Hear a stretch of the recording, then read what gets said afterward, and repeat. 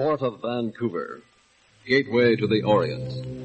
Rough, tough Vancouver, whose waterfront presents an ever-changing panorama of mystery and violence. A constant challenge to such specialists in crimes of the sea as Don Gray, Marine Investigator.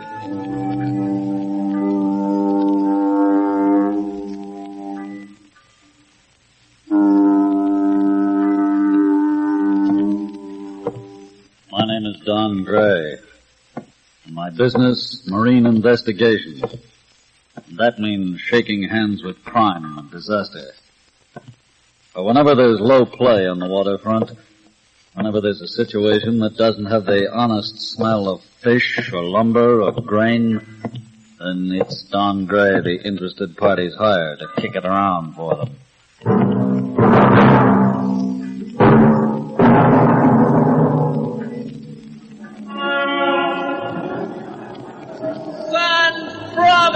News Herald! British crew mutiny on high seas! Son! Thank you, sir. Thanks, lady. Mutineers bring ship to Vancouver! Son! Province!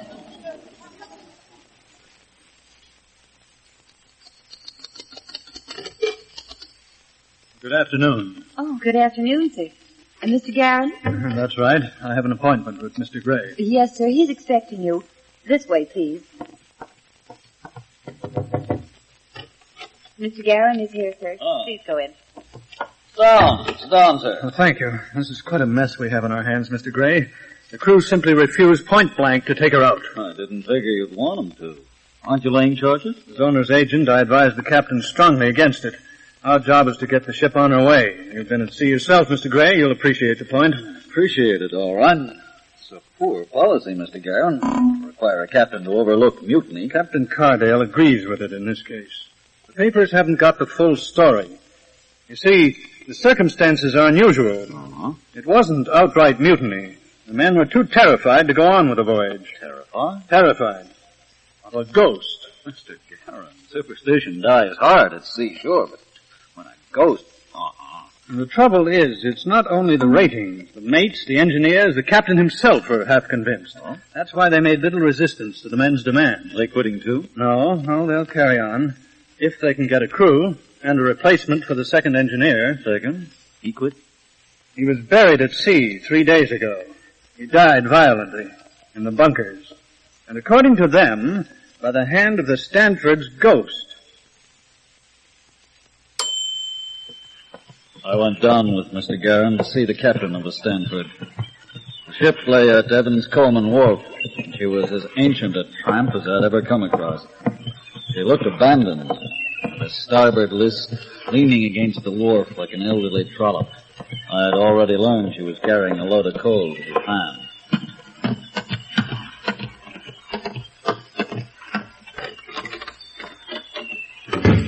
Captain Cardale sat us down in his room and produced the inevitable drinks.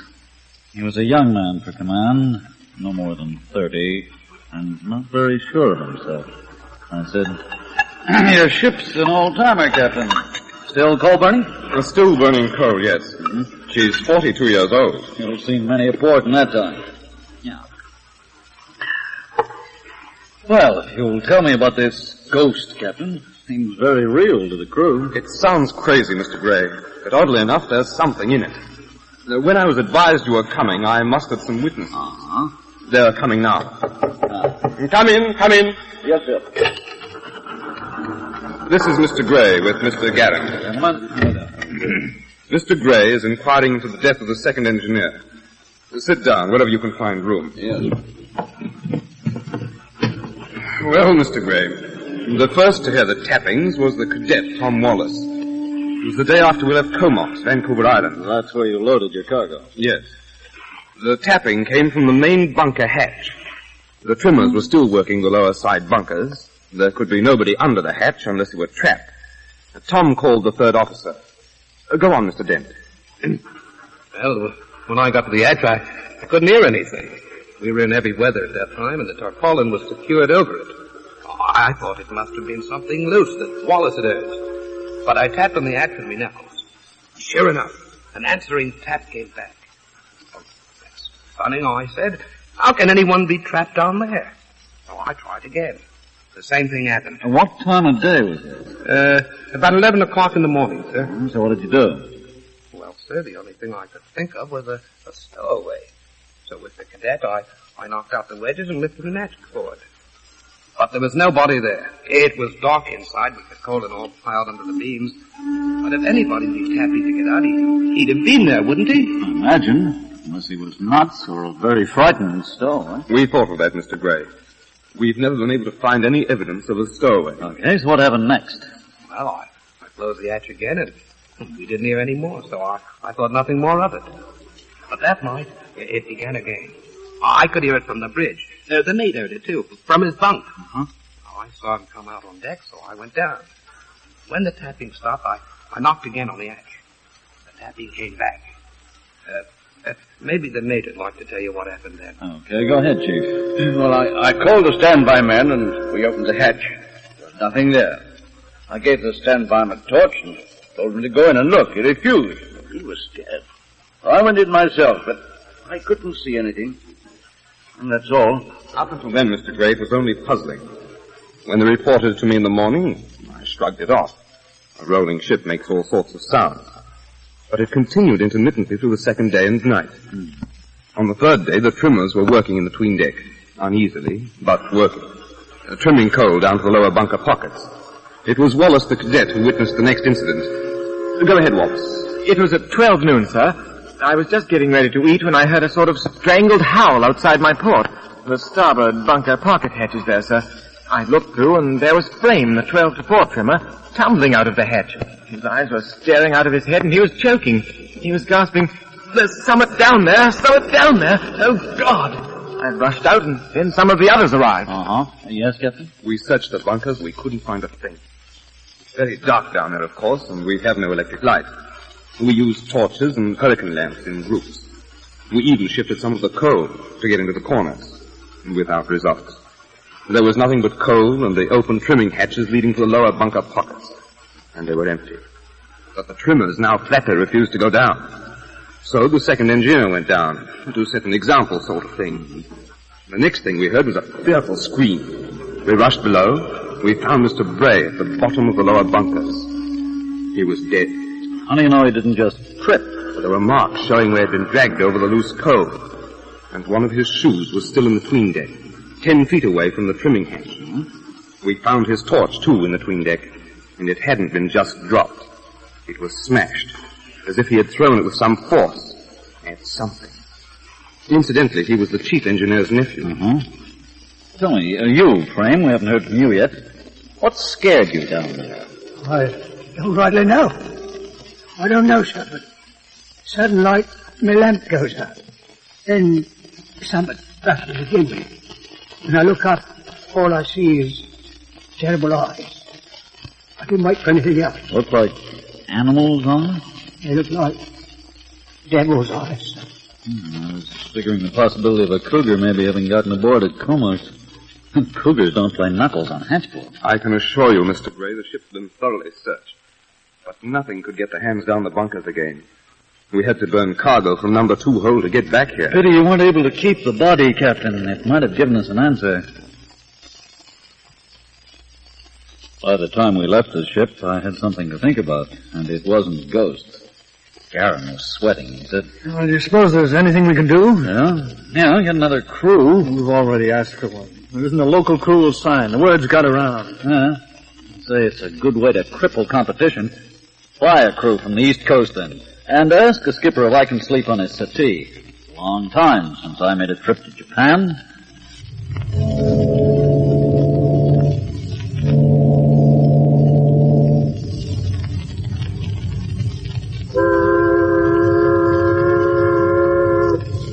Let go of the tug, sir. Aye, aye. Let go of the tug! Pull ahead, sir. Pull ahead, sir.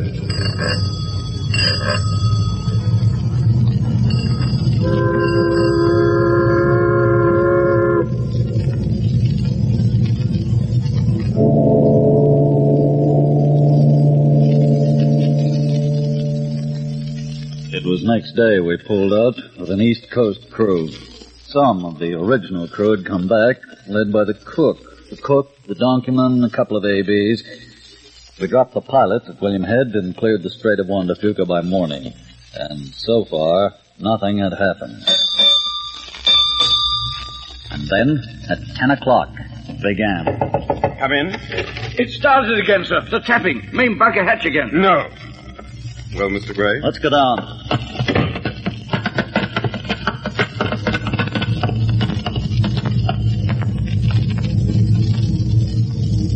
I don't hear anything. Just a moment. I'll tap on the hatch.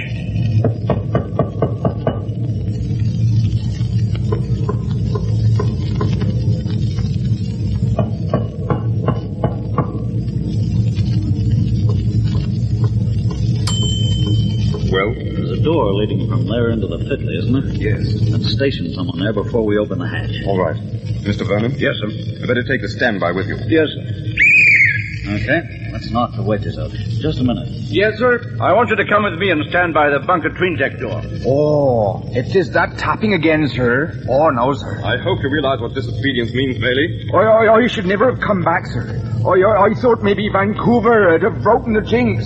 I thought maybe if twere a stowaway, you'd have gotten out by now. I can't go down there, sir. All right, beat it. I'll go along myself, sir. All right. Give a hand with the hatch, Bailey.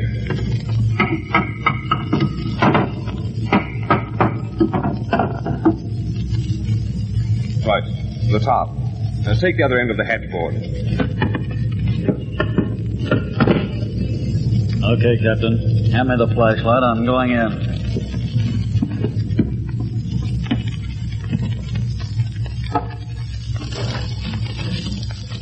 Beyond the thin light that came down from the hatch, it was as dark as the inside of a chimney. Coal was stacked up to within a couple of feet of the hatch covers, and a pinnacle sloping down to deck level. Then I noticed a faint glow from down below. It was a trimming hatch. In the lower bunker, 20 feet below, an almost naked trimmer was throwing coal into the stokehole. He was working in the light of a hurricane lamp. I considered whether he could have been doing the tapping. But there was no ladder at the hatch. It was designed strictly for trimming. I moved away and flashed my light around. Forward of the main hatch was a steel bulkhead. Abaft the hatch, the deck ran aft on each side of the fiddling engine room casing. I moved my light overhead. Nothing but beams and the underside of pocket hatches all secured, and a couple of ventilators plugged from inside. I tapped the plugs. They were wooden discs, a couple of feet in diameter. They were solid and fast. I moved aft. Both wings ended in solid steel bulkheads. There was only a door into the fiddly now.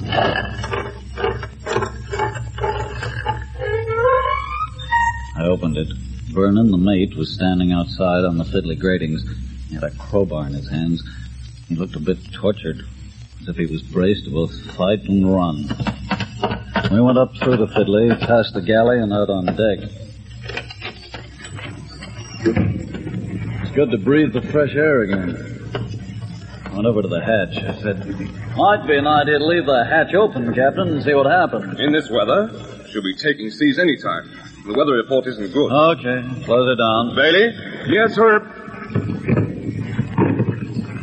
A minute. Before you draw the tarpaulin, let's try our own tapping again.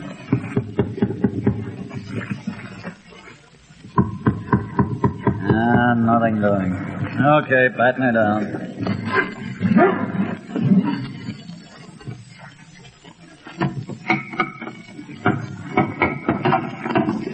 Hold her now. Let's try again.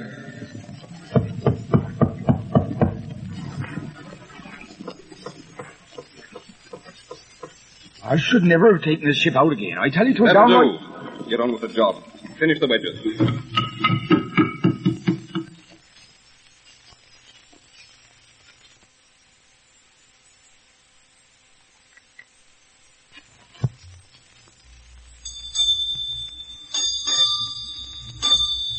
Well, what do you make of it, Mr. Gray? I can see what you mean, Captain. You're going to have another mutiny on your hands if this goes on, even if nobody else is killed. We pulled a boner in taking any of the original crew back, Captain. Frankly, I thought it was all over. When do you have inspection, Captain? Sunday morning? Yes. I'd like you to make one this morning, Captain, at 11 o'clock. Quarters, storerooms, galley, and so on. Besides, I haven't met everybody yet. He sent for the chief engineer. His name was Bray, the same as his second, who died. And we started with the officers' quarters. Bray, the chief engineer, was a good-looking 40, dark complexion, but a supercilious, vain kind of a cookie. My guess was women had spoiled him. He was the kind of heel they fall for, anyhow. Seemed to suffer the round of inspection like it was a concession to a skipper's idiosyncrasy. We didn't inspect his own room. That was the skipper's concession to him. We looked in the galley. The cook and his mates were working on a pot of Irish stew and a load of sweat-rag duff. I knew it was Thursday. On a limey tramp, you can tell the day of the week by the menu. I remarked to the cook, "Swell of you to come back." Don't believe much in spooks, really, sir.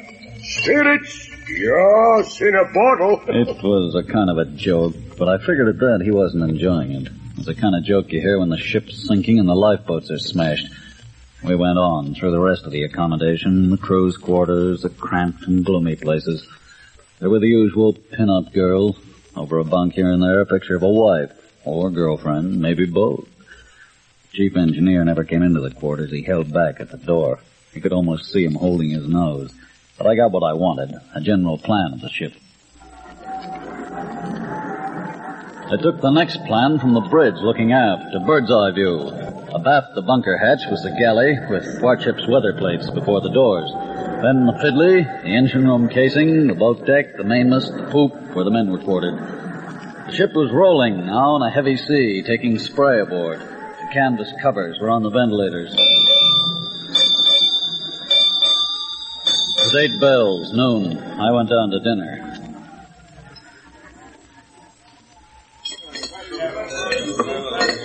It was then the next thing happened. Captain, quick! There's a trimmer just sprung out of the pocket bunker hatch. He's fainting. Which side? Starboard side, sir. What's the matter, man? There's something down there. Something down there, Captain. What? What do you mean? What's down there? I don't know what it is, but it's breathing. I think this is... Did you see anything? Just a kind of shadow and eyes. Brushed against me. Maybe you should get the chief engineer along, Captain. Didn't see him into dinner. Anyhow, I guess it's his department. Yes, I wonder where... One of you... Oh, he's coming. What's the trouble now? Chief was in his boiler suit, a blue boiler suit, kind of dirty. He was wiping himself off with a sweat rag. At first, he seemed more amused than sinister. I asked him, "No dinner today, Chief?" Oh, yes, when I'm ready, Mr. Gray. The engine room comes first. Having trouble? Yes, keeping the stokehold supplied with coal. Now, what's the matter with you, Tolton? We told him, and he turned back on the man. Nothing but mass hysteria. Get down below and trim that coal before we have to stop the ship. Now, sir, I refuse to go down them bunkers. That's flat. Nearly all hands had gathered by this time, and their eyes and their mouths and their grim nods said there was going to be a first-class mutiny to get the ship back into port. The chief turned to the captain and shrugged. Well, Captain, if you can't do anything with them, I'll have to get my engineers into the bunkers, that's all. Then you'd better do that, until we get this thing resolved one way or another. I'll make another search of the bunkers with you first, Chief. Ready? When I've had my dinner, Mr. Gray, such as it is.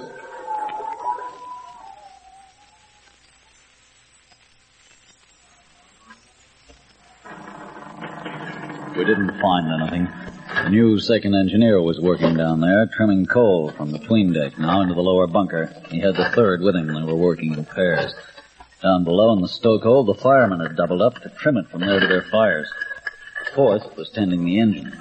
I knew they couldn't stand this for long. I decided to take a turn myself to watch change.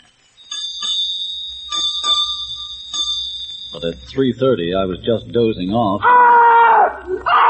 I leapt for the door. I bumped the skipper on the way out. In the name of heaven! Below? In the lower bunker. I am the chief engineer. What in heaven's name was he doing down there? Relieving the others for tea. The crowd was staring silently. It was Bray, the chief engineer, all right. I looked at the trimming hatch, 20 feet above us and back again. He was not only battered by his fall, his throat had been cut from ear to ear. Well, skipper, I guess that's it. I hope you're well off the coast. Off the coast? Yes, well off the coast. Because when the fires die out, you'll be drifting. You've got nobody near those bunkers now, even to take her back in. I'd better radio for assistance. Coast Guard, perhaps. Navy? If necessary. I want to take a look at Bray's room, go through his things. There's maybe a clue in the fact that the two victims were related. Let's go down.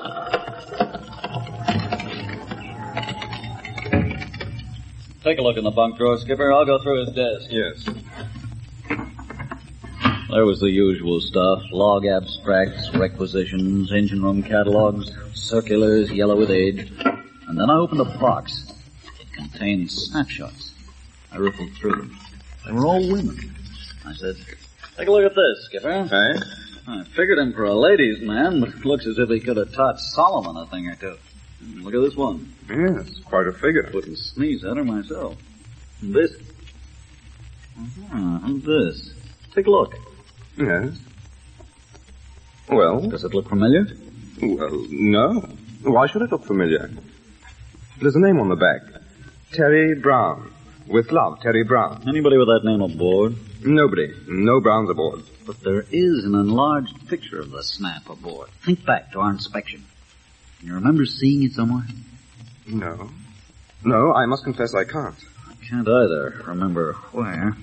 Captain, we're going to make another inspection. We find that picture. There's got to be a tie-in. What's that? Nobody there. No, but somebody has been. Somebody's been listening at the door. I didn't find the picture I was looking for. I knew it had been up in somebody's room, and it was no ghost that had taken it down. But there was nothing more I could do yet. The engine was still running, but the fires must have been getting low. The skipper himself was about petrified by now, especially when the tapping began again. It was 8 o'clock, dark. It was the third mate who called us to the hatch. He was sobbing with hysteria. Answer it, Skipper. All right. Keep it up, Skipper. Don't open the hatch. I'm going down through the fiddly. I kicked off my shoes, padded along and down the fiddly ladder.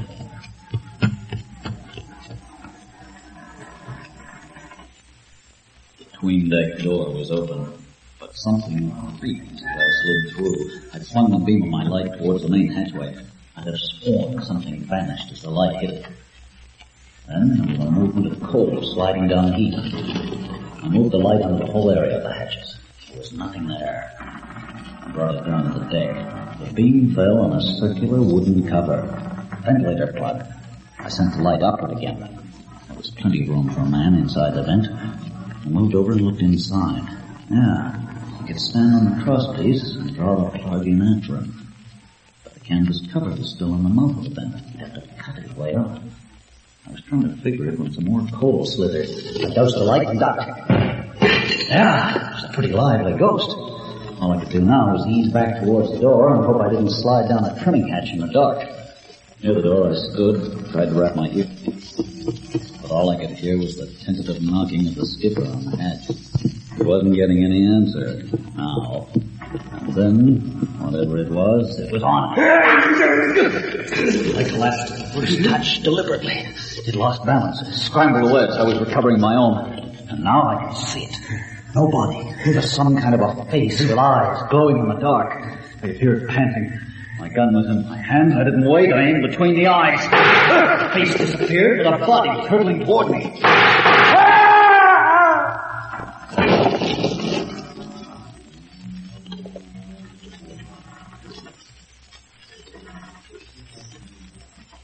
I put my light on it. It was human, all right. It wore a dark overall. Its face was covered in a black mask. The other mask, a grotesque thing with luminous eyes, and a bullet hole between them, was clutched in his hand. I pulled off the other mask. It was the cook.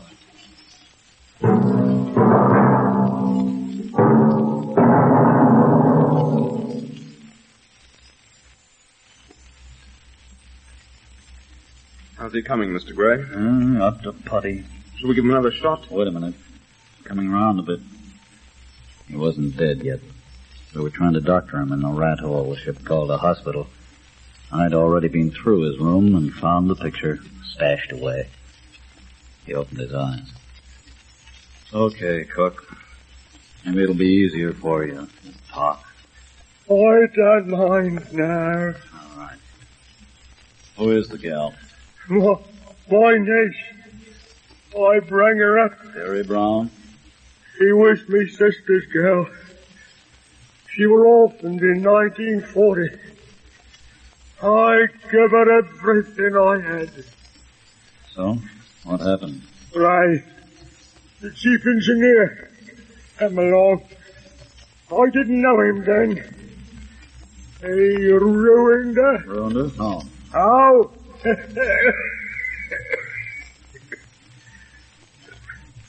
She took sick.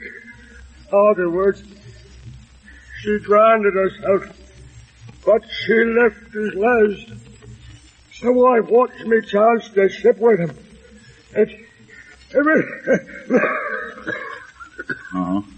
Go on. It was too bad he's never come down first by himself.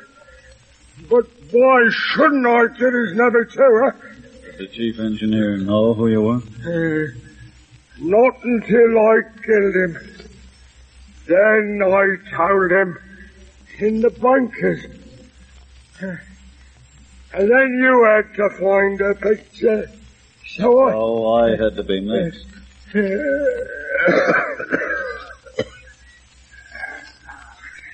I wouldn't help him anymore, Skipper. Even if it's doing anything left for him here. He must have been mad. You figure? Don't you think you could ever get that fond of a niece, Skipper? Well, let's go. There's nothing more we can do.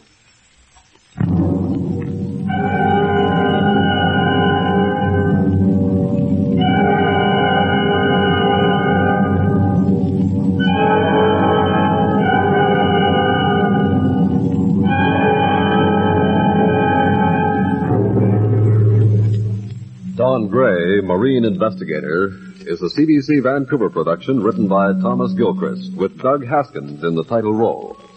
In tonight's supporting cast were Lee Taylor as Captain Cardale, Walter Marsh as Guerin, Alan Roughton as First Officer Vernon, Stan Jones as Chief Engineer Bray, Eric Vale as the cook, Juan Root as Third Officer Dent, Strowan Robertson as Stoker Telfin, Bud Slater as Cadet Wallace, Frank Vivian as the trimmer Frame, and Roy Brinson as Able Seaman Bailey.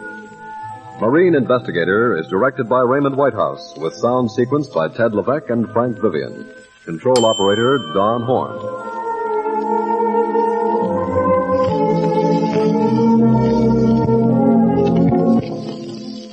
Tonight's broadcast of Don Gray, Marine Investigator, concludes the present series by Thomas Gilchrist. We would like to hear from our radio audience concerning your appreciation of Don Gray, with an ear to future broadcasts. For the present, we make way for the British Empire Games in this Monday time period. If you wish the return of Don Gray, Marine Investigator, please address your requests to the Canadian Broadcasting Corporation, Vancouver, BC, and head them up, Attention, Don Gray, Marine Investigator. This is Ray Nichol, trusting that we shall hear from you. And in the meantime, so long for Don Gray, Marine Investigator.